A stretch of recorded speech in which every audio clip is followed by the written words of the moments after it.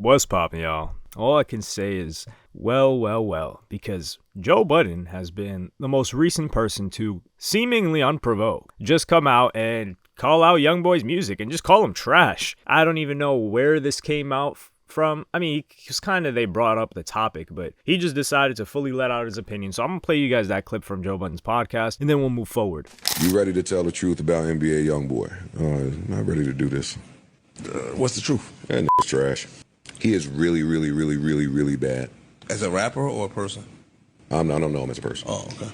I'm only speaking about music. Music. He's really bad. Okay, so as you guys just saw, Joe Budden, clearly, I don't think we've seen Joe Budden like this since it was SoundCloud era, where he's just going in on an artist and saying, yo, this guy's garbage, doesn't say anything positive about him, just goes in on him. And then some other people are defending him, saying, oh no, his music now versus then. And then Joe Budden is not budging on it, which this is what I like about Joe Budden. He's just going to say what he feels, and then you can disagree, but he's not.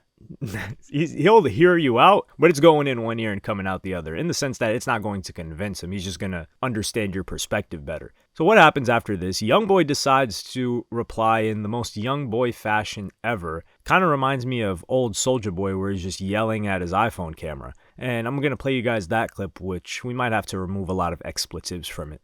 Last thing I dropped was decided to my album still in the top 10. Ass nigga, don't speak on me, I don't play that shit. Don't rat on me neither, you pussy boo.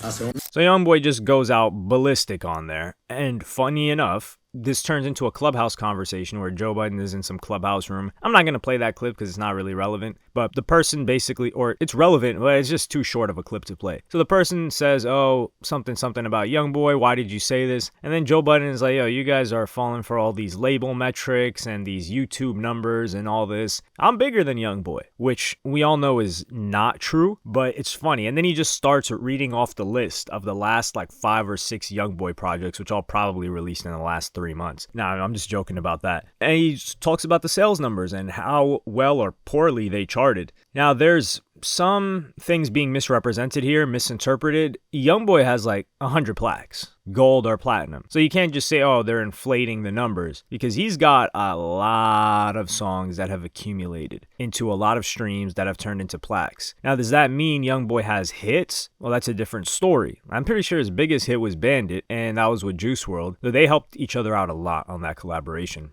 When we look into other songs, Outside, I would say, was another hit. But there are a few YoungBoy hits, probably just because he releases so much. Now, the reason why I said well in the beginning is I made a video about maybe a month or even 2 months ago, which even while I'm paying less attention, I've still got a feel of the pulse of what's going on. And it was something about why does nobody care about YoungBoy's music anymore? And I started to notice nobody's really talking about him. Nobody's really mentioning him. The YB Better stuff it doesn't exist anymore. You don't even really see YoungBoy fan accounts, those profile pics that were photoshopped, other than maybe Scuba Ryan, I think. That's still the guy that has it. But he stands out. And there was an army of these people when, just a year ago it felt like. I wouldn't say YoungBoy fans don't exist anymore. There's far fewer of them. I would say they're just not as fervent as they were, which begs the question, why? YoungBoy didn't change much. He still released music consistently, which is probably the biggest drawback to him. I think he's a person that should have fell back a little bit. Because me personally, right, I like YoungBoy's music. Or there is YoungBoy music that I've liked. I guess that's better to say. However, after, I would say, let's talk about when I first started listening to YoungBoy. I first heard about him in maybe 38 Baby, right? 2016-ish. And then I listened to the big songs Until Death Call My Name, was Diamond Teeth Samurai, Outside Today. Those songs, I was listening to YoungBoy at that point. I also liked the album or the EP that he had with Kevin Gates. Kevin Gates just drops good music. I try to disregard every other thing that he says outside of the music, or does. Just kind of try to look the other way. I would say the point where I was done with YoungBoy and I didn't care what else he dropped was after Top. Top was a good album. I think it was his highest selling album. I enjoyed it, but after that I was like, okay, I've got enough YoungBoy. I don't need any more. I think I checked out Sincerely Kentrell, but after that, I didn't listen to no From the Bayou with Birdman. Respectfully, I'm not trying to hear Birdman rap. I didn't slim to Better Than You. Last Slimito, I didn't listen to that. Realer 2, I didn't listen to that.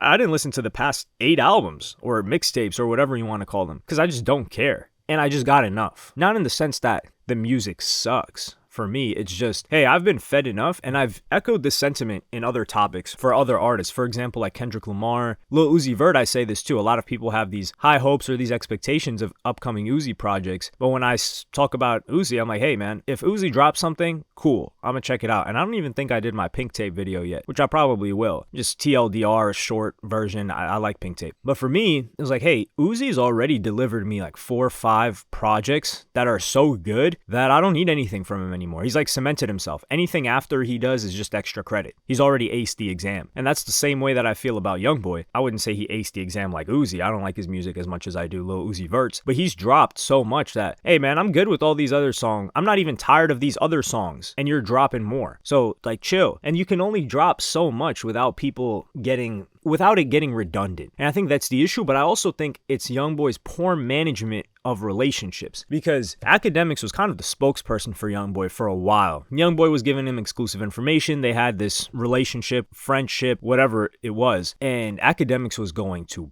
bats for YoungBoy. I mean, he was defending the hell out of him. He was bigging him up a lot. He was kind of like a PR for him, not in the sense that he was paid or anything, but I think he genuinely liked the guy. I think he liked his music. I think he valued their friendship, and as such, he's going to defend him and try to big him up in any way that he can. And he would always mention him too. Now, when that rift happens between them and the relationship falls apart, there's no reason for him to continue doing that. And this is where I think it would have been most valuable. Because if YoungBoy had still maintained that relationship, Joe Budden says YoungBoy's trash. He gets into an argument about it. Academics is going to come out and say, nah, YoungBoy's not trash because this, and this. And they're going to go back and forth about it, albeit respectfully. But it generates more attention. It creates conversation about YoungBoy's music, which is something he needs in the public for people that aren't just super tapped into just the YoungBoy universe. And that's what he needs right now.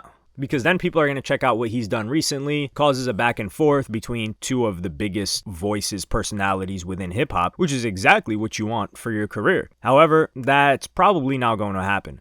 Do I think Academics will talk about it? Probably. I don't see why not. But he's definitely not going to defend him like he would have when they had a close relationship. And I don't know if house arrest is getting to YoungBoy's head or what, but it's not looking too hot for him. And this is where I got to talk about. Remember, maybe it was a year ago when people were saying, I think Academics was even saying this, when people were talking about in general, oh, YoungBoy, once he goes on tour, gets off house arrest, it's going to be an arena tour. Arena tour is like, let's say 16 to 20,000 per venue. That he would be able to do Madison Square Garden and stuff like that. And in my head, I was like, I don't believe this. Sure, I believe he's got fans, but him going on an arena tour, there's no way. I just refuse to believe that there are that many people in every city that a tour would stop at that are willing to pay and go see him perform. Keep in mind, we've never seen him perform live or go on an actual tour. I think last thing he did was like club appearances when he was like 16. So we don't know how that would go. We don't know what the quality would be like. And I genuinely don't believe that the majority of people are willing to go see him at a show. So I don't think that's going to happen now, especially looking at how his albums are doing recently. Now, he's got a back catalog. He's never